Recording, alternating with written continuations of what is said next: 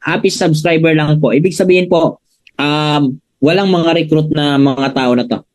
Nasa baba mo lang. Nalagyan lang ng tao. Okay, happy subscriber po tawag sa kanila. Kumikita ng $2,047, i-direct mo yan. You have 50%, $1,023. So magkano ka? 20 times 1,023, that is around $20,475. Magkano yan in peso? That is 1.1 million pesos every single month. 1.1 million pesos every single month. Wow, my goodness. Diba? Mekos na tornado. Mekos na utak. O diba? Mapapansin mo, sabihin natin, hindi nangyari yan. 50% na lang. Magkano 50%? That is around 500,000 pa rin. Eh paano pag ganito nangyari? Sinipagan mo pa. 30 direct. Bawat isa kumikita na lang $6,000. 50% sa'yo, $3,000.